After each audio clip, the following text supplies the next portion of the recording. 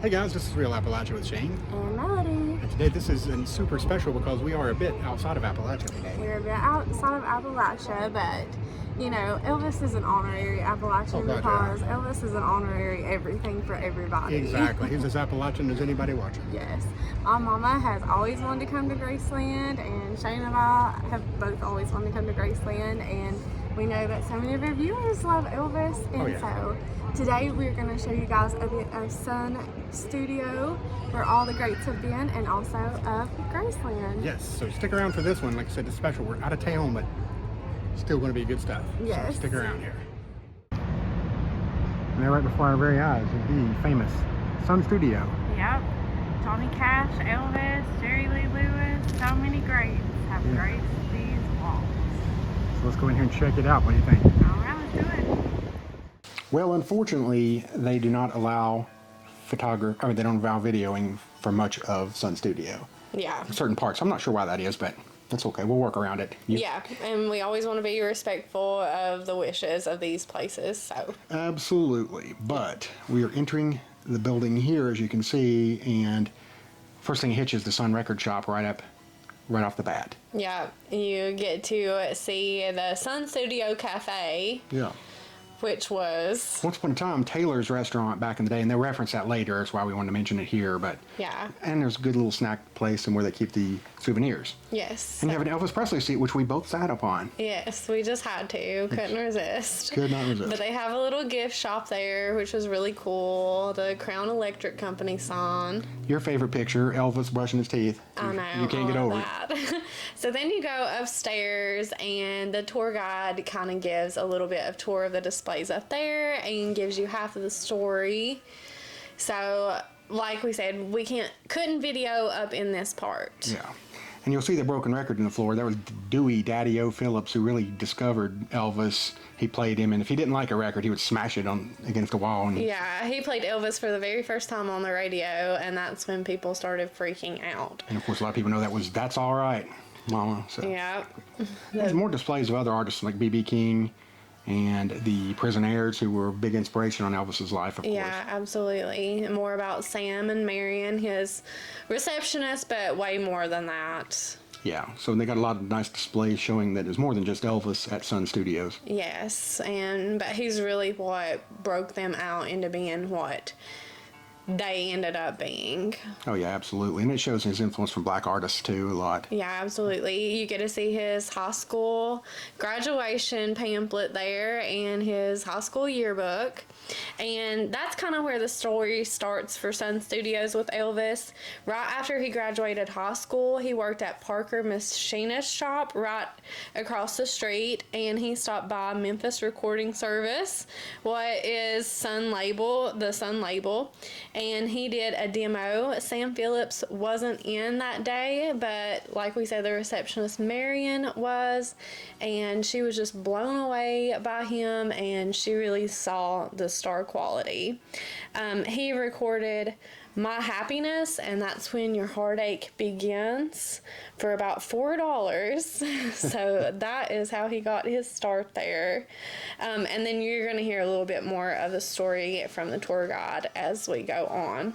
Yeah, and then of course they showed pictures of Johnny Cash and Jerry Lee Lewis. A lot of people think of Elvis first and foremost, but a lot of massive iconic figures got their start at Sun Studios. So Carl Perkins, Carl many Perkins, greats. B.B. King, Roy Orbison. It was on and on and on. Jam-packed.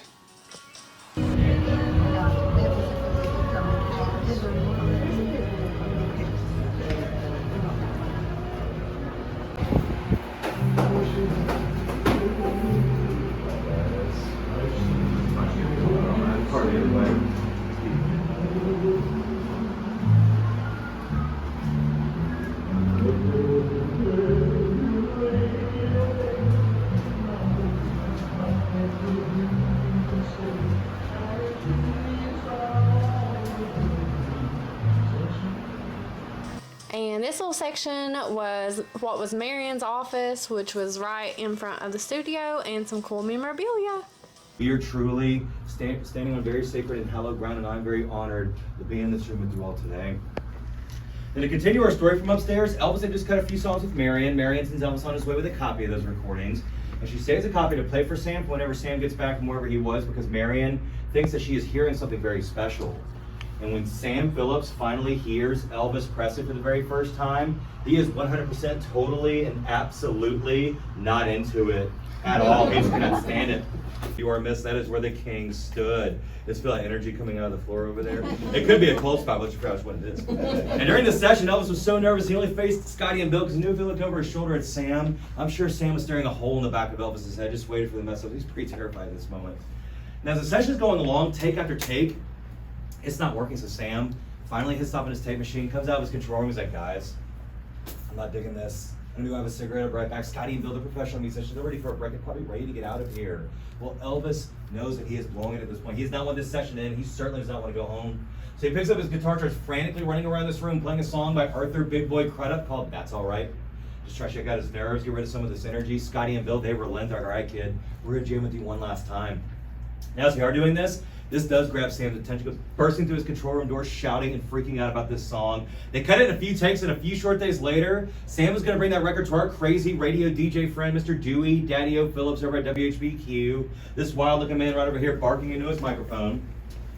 And if you happen to be in Memphis on that hot July night, 1954, you would have heard a very similar broadcast from WHBQ, like the one now I'm about to play for you all. Now, as a disclaimer, Dewey here, he was a very eccentric, southern, crazy man. It might be hard to understand him at first, but I guarantee you all, you haven't heard a radio DJ quite like this one. So here he is, ladies and gentlemen, Mr. Dewey, Daddy-O Phillips. Oh, yes, sir, good people, so Phillips. Let's bring the hottest cotton picking thing that cuts a real hot blue. Coming through WHBQ in Hotel Chisco on the magazine floor. Ain't that right, Dave? That's right, buddy. Call Sam, Pudney. I gotta call Sam, Dave. Pete Peck. How you going there, Ern? Good to see you, Ern. How you going, buddy? Very good, Pudney. It's more like it. All right, it's okay. Nervous? Nope. All right. Just go on down and get you a wheelbarrow load of man-ons. Run them through the front door and tell them Phillips sent you for it. Hot and blue, D. I got a new song we're gonna play here. They're gonna cut loose this new song. I'll be at a flat deal. Dewey plays this song for the very first time. His phone lines are blowing up off the hook. People are calling in demanding to know who this kid was singing That's All Right. So Dewey will go on to play this song a record 14 times in his 3-hour broadcast. It was insane. Sam, he starts to realize he has a hit on his hands with Elvis. So he takes him into Taylor's Cafe, the restaurant right next door, and signs him to a 3-year recording contract with the Sun Record Company. But Elvis would only be here at Sun for around 17 months before Sam would sell his contract to RCA Victor Records in Nashville for a whopping $35,000. Now, in 1955, $35,000 was around $353,000 in today's money, so actually was not that bad of an idea. And if you were to ask Sam, up until he passed in 2003, he would have actually told you that that was one of the wisest business decisions that he'd ever made. Because Sam knew that initially he could not do for Elvis what RCA would eventually do for him, so it's actually a brilliant move on his part. And now, some amount of money Sam does have, he's able to completely erase his debt. He's now able to hire a larger staff. And also for the very first time, guys, he's able to take this small record label and turn it into an international one. And now he is finally able to properly promote and sign new artists. One of the very first artists to be signed to the Sun label was this gentleman right over here. That is Mr. Carl Perkins. Now, Carl would go on to record the first million-selling hit for the label with a song called Blue Suede Shoes. It would go on to become the very first crossover smash hit on 3 different radio charts. It was also written around 3 a.m. on the back of a potato sack. Also, another gentleman that would eventually be signed to the Sun label. At the time, he was just an unknown appliance salesman. But he was so bad at his job, guys. And one of the only things he ever managed to sell in his very short career was a television to Marion Keisker at her front desk. But hey, trust me, only we get appliance sales. We have the dashing looks and the voice of the man in black himself. Ladies and gentlemen, Mr. Johnny Cash. Now, Johnny, he would go on to become the most consistent hit maker here at Sun with songs like Hey Porter, Cry, Cry, Cry, Get Rhythm, Folsom Prison Blues, and a song that was released in May of 1956 called I Walk the Line. Hear that scratchy sound on the song? Well, it's not a snare drum. It's actually a guitar with a piece of paper or a dollar bill woven to the strings. So your drummer decides to quit one day, which sometimes they do, well, guess what? You can be your own drummer. So you know it. Because you're mine, I walk the line. Now you can play guitar like Johnny Cash, guys. That easy. Now, ladies and gentlemen, I'm going to record many artists. After this, people like Mr. Roy Orbison back here, brooding in his famous shades. Right below Roy, that is Miss Barbara Pittman, the very first female artist to be signed to the Sun label. Over here in the right-hand corner, my man, the Silver Fox himself, Mr. Charlie Rich. And also, the photograph above the piano right over here, probably the most famous photograph in rock and roll history. The $1 Million Quartet sessions that were secretly recorded here December 4th, 1956. And here's a clip from that day with the boys hanging around the piano singing Elvis's song, Don't Be Cruel. Here we go. Oh, no, wait now. It's this way. He was real slender. He had no slow with me. Starting off. He said, what kind of key did I do it in? What key did I do Don't Be Cruel in? Now, ladies and gentlemen, it's pretty the year 1959, and Sam's lease is about to be up here at 706 Union Avenue, but it's all in good time. The bands are getting larger, more musical equipment, the recording technology is changing. So Sam decides to pack up shop and purchases a building behind us on Madison Avenue and opens up the Sam Phillips Recording Service, which is still an active studio today, ran by his son, Jerry Phillips. So the room that we were standing in right here, musical ghost town for around 25 years. And it wouldn't be until around 1985 where Mr. Roy Orbison, Johnny Cash, Jerry Lee Lewis, and Carl Perkins would come back into this room and record a session called the Class of 55. And here's a photo from this day with their producer and engineer, Mr. Chips Moman. Now when this record came out, it went to the top of the charts. When people started realizing that this place was a functioning studio again, well, they started coming back through the doors. People like Mr. Paul Simon, Ringo Starr, John Mellencamp, Beck, Maroon 5, Chris Isaac, Margot Price, Def Leppard, Bruno Mars, Tom Petty and the Heartbreakers, Lana Del Rey, Mick Jagger, Mono Neon, and also at the time an unknown band from Ireland that called themselves U2. Few surviving microphones from those sessions from 1950 to 1959. This is a Shure 55 vocal mic. Elvis, Johnny Cash, Jerry Lee Lewis, Carl Perkins, Roy Orbison, B.B. King, the Howlin' Wolf, the Prisonaires, Rufus Thomas, and so many more singing in this beautiful piece right here. Now, Sam did not want to be in a glass box with no one to ever touch again. His one rule to us is that everyone's allowed to touch it, hold it, caress it, take photos with it. I'm going to allow you all to do that here just one moment, but when you do, please keep in mind it is one of a kind, so please be very gentle with it. And also, when you are taking those photographs, there's this little circle, and it is placed right here on the front of this microphone. And this is exactly where you need to aim at while you're recreating this iconic photo, hopefully right over here on his special X. I'm going to leave this right over here for you all to do that with, okay? The microphone used by Elvis Presley. Right there. I tell you, the highlight of my trip had to be getting to hold that microphone, though. I'm telling you. I know, it was such a surreal experience. We actually held the microphone that Elvis Presley held and many other greats. In that same studio where they held it, I know. I really did. I wanted to like cry while I was there because there was just such an overwhelming good energy there and just so much positivity and joy. Maybe more of a comment on my life, but I swear it was one of the highlights of my life. It really was. I know. I totally agree. It was a great experience, and just the fact that Sam, whose little office we're looking at right there in the pictures, it's just so awesome that he wanted people to be able to experience that of holding that microphone, and that was a stipulation to having the studio open, is to let people have that. Yeah, just to access and know all the greats that have come through here. Just basically a hall of fame. You know, Johnny Cash, Roy Orbison, Jerry Lee Lewis, unreal. And then that drum set, of course, we just saw was from U2 donated, if I'm mistaken. Yeah, very cool. All these amazing artists were there and contributed so much. And then they have these records back here, including the That's All Right record from...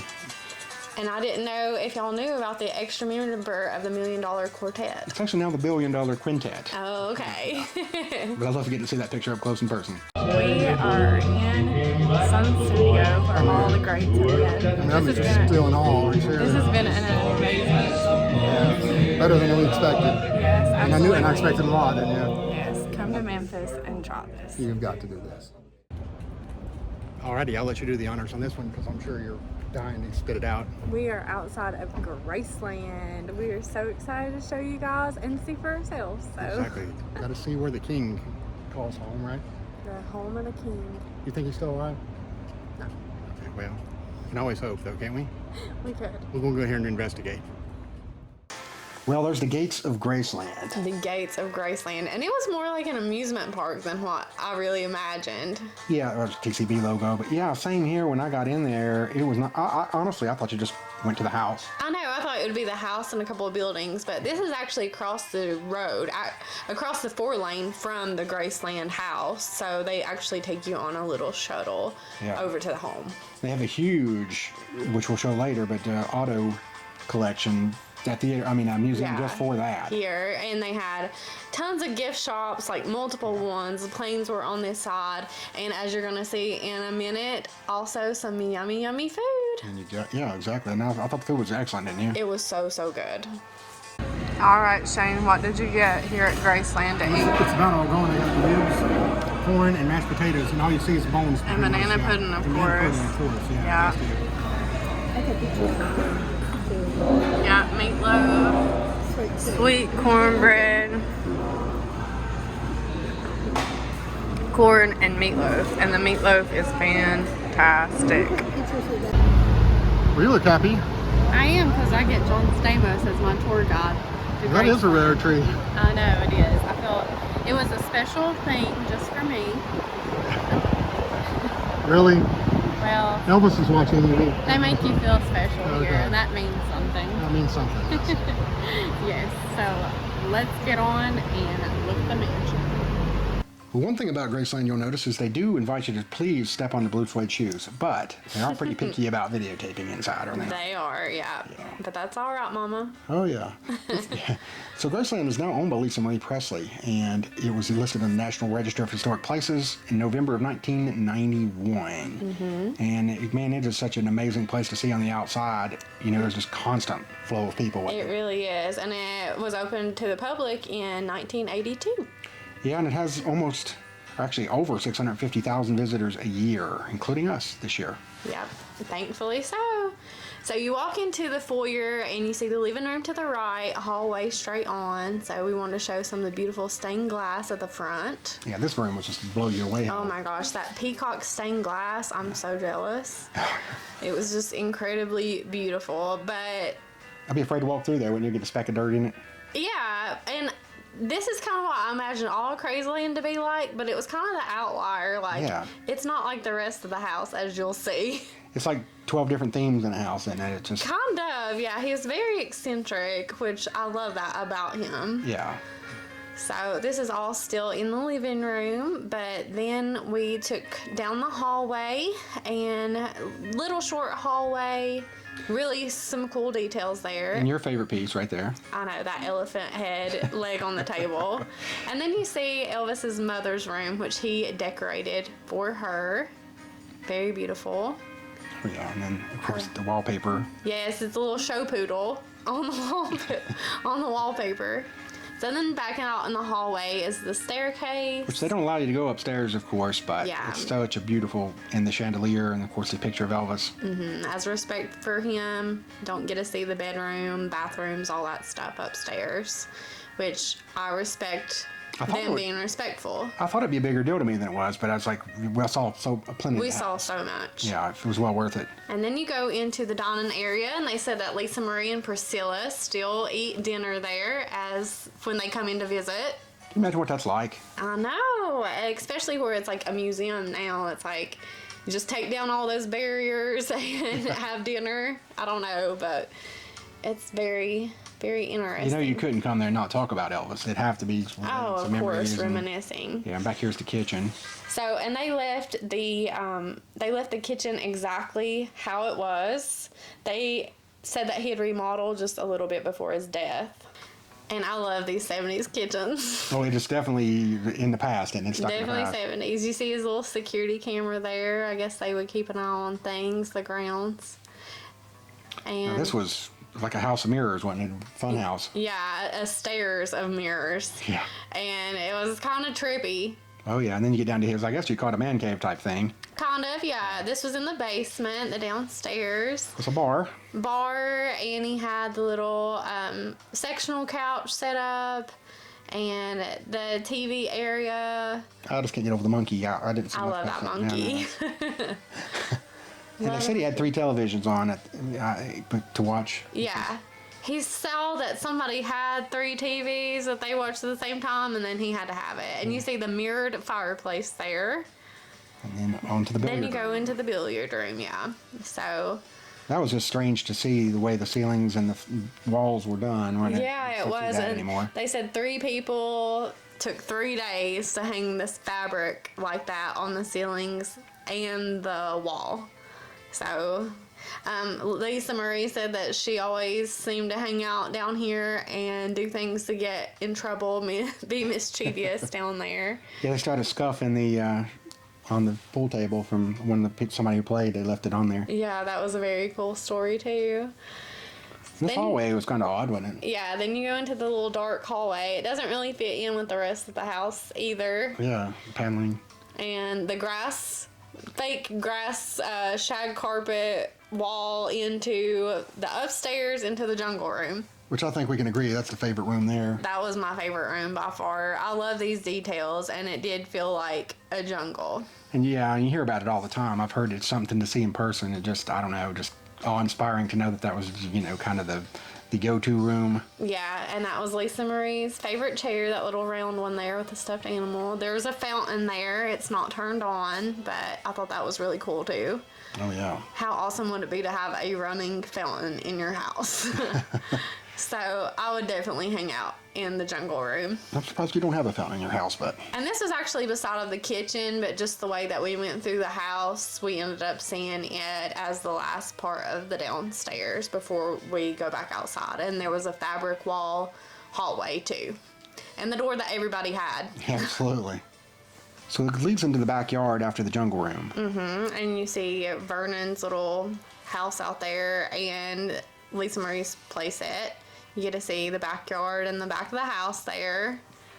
And I said it was Vernon's little house, but it was like where he kept an office. Yeah, and we'll show that here in a second. The house doesn't look that big in pictures, does it? But it feels a lot bigger when you're in there. Ish. I mean, it was humble. It was a humble house for Elvis, I felt like, which I love. Yeah, he kept building on to it, but it's still more than I could ever use, but for exactly. Elvis. And here's a replica of his birthplace in Tupelo. Yeah. Mississippi. So his family moved to Memphis when he was about 13 years old. And here's where he shot a few bullets in his day. So here's the stables where they still keep horses. Yes. I didn't see any that day, but they still have some. Yeah, and he had his own horse. His favorite was a Palomino named Rising Sun. Yeah. And he called the stable the House of the Rising Sun, which I love. That's so Elvis-y, isn't it? And then you go into the museum. So it had a lot of family pictures and that kind of thing. Elvis is a baby with his parents. He loved his parents so much, which I just love.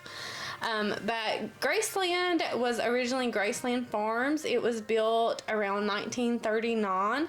It was named for the two families' daughter named Grace. So she inherited the family farm and house from her parents, and when she passed away, the Moore family bought it, which is who Elvis purchased the house from. And he had a budget of around $100,000 and paid just a little over $100,000 for the house, which I love. And it was always home for him. After all the money he made, Graceland was home. Yeah, he always talked about wanting to come back. And had a Bible there for Lisa Marie that was originally his. Yeah, it was purchased for him when he was a kid and then just handed down through the family. And he gave it to Lisa Marie. Kind of neat to see some of these artifacts that are not on display in the house, the museum piece of it. And this, of course, he had this commission for himself. So after you go from the museum into the racquetball. Yes, he loved racquetball so much he decided to build his own racquetball building, and the upstairs had that little game room, couches, pinball machine. I said he was heavily involved in overseeing the construction of it. So yes, very important to him. He just loved it. Had the piano outside the racquetball thing. I mean, I thought that was cool. The EP. Yeah. The EP there. And he also had a gold racket made, which was also awesome. So Elvis-y. If you're going to do it, do it all the way. That's right. So the pool area is amazing to see, and because we've seen so many home videos from there. Oh, I know. I just see him and Lisa Marie out there laughing. But it goes straight into the memorial garden. Yeah. You see a mausoleum there where Elvis's grandson, who recently passed away, was put. Yes. And then the gravestone original to his mother's burial, and then his, I'm guessing, their bodies had to be moved shortly after Elvis died because of threat of grave robbers, which is despicable. It is terrible, and they had to petition, Vernon did, to have it moved to Graceland, which fortunately passed. Yes, and so here the whole family is. Elvis's brother, who was a stillborn. He's not actually buried there, but that's a marker for his... And there was his mom, there's his dad. And beside the dad is Elvis. What did you think standing there? It was very somber and sad just to see the whole family there too. And to his left is his grandmother, and fans left this drawing and the flowers. People we saw actually brought flowers to leave, and it's just very touching and moving to see that. It was. It seemed pretty fitting. I like that he's buried near where so much of his happiness took place. And this was called the Meditation Garden while he was alive, and it was just a beautiful area as a whole. Well, unfortunately, you had to give up John Stamos at this point. But yeah. We did. We rode the shuttle back across and got to see his 2 planes. We're going to show the biggest one. Named Lisa Marie. Yes, the Lisa Marie, taking care of business. Yeah.